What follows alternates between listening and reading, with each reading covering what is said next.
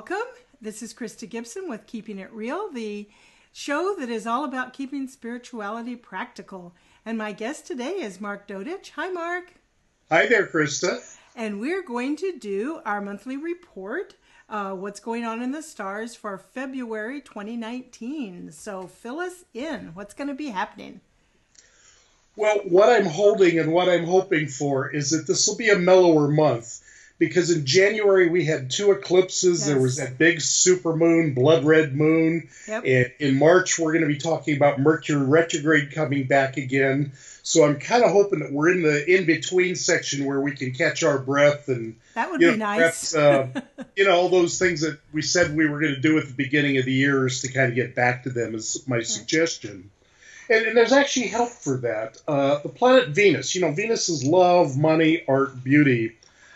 Starting on the 3rd, is going to move into Capricorn for the rest of the month. Now, that perhaps is not the best for a person's love life, shall we say, but it's a great business combination because you can manifest. Now, in terms of relationships, though, since it is Valentine's Day month,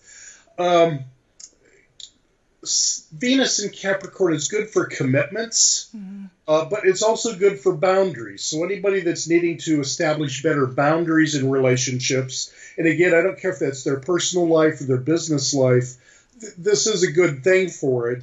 But it's also a good thing for making, shall we say, sacrifice in the short term for long term, go manifest. It's easy to say go manifest money, but it's more than money. It's manifesting your goals, your desires, your needs. Right. So this is a really good month for that, but it will require persistence. Okay. Now, along with that, let's talk Valentine's Day since I started talking about Venus. Now, Valentine's Day itself has the moon in Gemini. And Gemini is great for short, quick trips, lots of talk, lots of conversation. So just kind of a light and easy, friendly kind of a day, or for people who want to sneak off for a long weekend might be a nice thing to do. Okay. However, planet Mars, and Mars is kind of this male warrior energy, is moving into Taurus on Valentine's Day for about 6 weeks. And Taurus rules things like tangible goods, jewelry, furniture. Not that that's particularly romantic, but Taurus likes things that are going to last for a while. Right. So purchasing something that's going to have lasting value as a Valentine's Day present would be a good way to go with that. Okay. But we need to talk about something else that's going on, and it's really building up the first half of the month. And on the 11th, actually the 12th so a couple days before Valentine's Day, the planet Mars and the planet Uranus are going to line up. Now, this, as I say, it's building in the first half of this month, but this is an incredibly impatient combination because Uranus is blow everything up, throw the baby out with the bathwater. Right. It's time for a revolution, and Mars is hurry up, I want it yesterday. Wow. So on the negative level, you would want to watch out for traffic accidents or people who are trying to push too fast, too hard. What I jokingly call try to put, square pegs into round holes by using a bigger sledgehammer. Right. Now, there's also, with everything, there's a positive interpretation as well as a negative. The negative is if you've got people who have anger issues or authority figure issues, you probably want to give them a little extra space in the days leading up to the 12th. But taking action to set yourself free, or maybe since Uranus rules the internet, maybe that's taking an action that is going to create the next telephone app that will make them a millionaire. I don't know.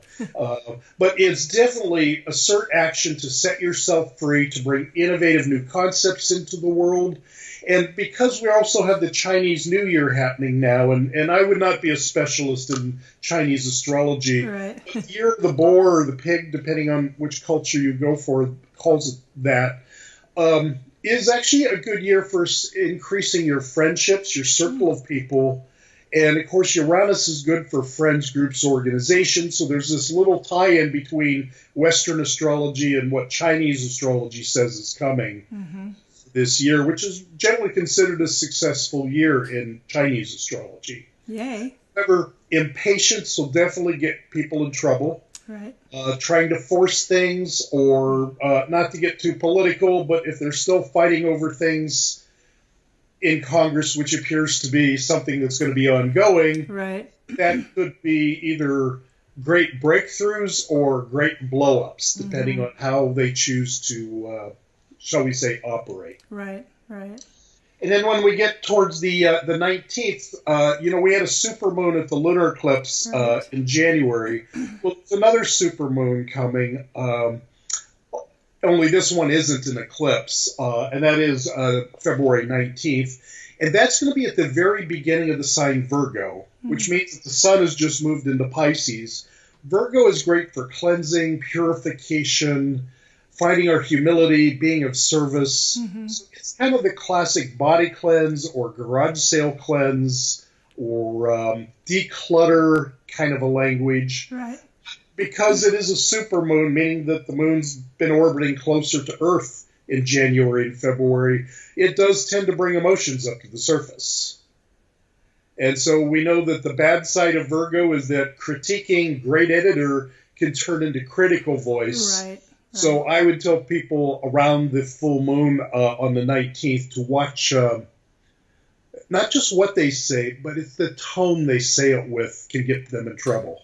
Gotcha. Right. So, but it's great for service, cleansing, purification would be a great thing to do. But as I say, overall, it's a month between more significant astrological things. And hopefully that will mean it'll mellow out somewhat for all of us, and that we'll be able to, if they're like me, things that I didn't get done in January, perhaps I'll finally get around to some of those projects and what have you. So February could be a cleanup month. What you didn't complete in January, hopefully we'll get a breath where we can complete some things. Yeah, that would be nice. Or rest or heal or rejuvenate ourselves. Because again, in March, we're going to be talking about revisioning things with Mercury retrograde. And so it's a good month to just kind of catch your breath. And it can be productive, though. Venus in Capricorn they like tangible results. Right. We can get a lot done. I can open my closet without everything falling out. I'm establishing better boundaries in my relationships. I'm developing relationships which are going to have long-term gain from that. Right. So, and as usual, I want to point out that if people want to know how this impacts them personally, because you're giving us generalities, and depending on where things hit in your chart, it can be a little different for you. And they can go to astromark.us, and you have on there, different kinds of readings and that you do for people, and lots of free things, and a newsletter they can sign up for. It's great. Yeah, lots more information at astromark.us. And then once a week, you do an audio at newspiritjournal.com where you talk about the weekly influences. So again, some of the things you talk about generally, you talk about a little more in depth in the weekly one. Yeah. And I'm told by people that they like the fact that it's a short, quick 5 to 7 minutes. They can listen and they're done. And on with their day. Yeah, and I always tell people when I post it, it's like, listen to this first, then plan your week, because you give real specific kind of days that are good for this, that, or the other thing. So that's newspiritjournal.com and astromark.us. Well, thank you, Mark, once again. Love you giving us these astrological weather overviews, weather reports. Yep. And so have a great February, and we'll talk again when it's time to talk about March. All right. Well, happy Valentine's Day. Happy Valentine's Day. Take care, Mark. Bye-bye. Bye.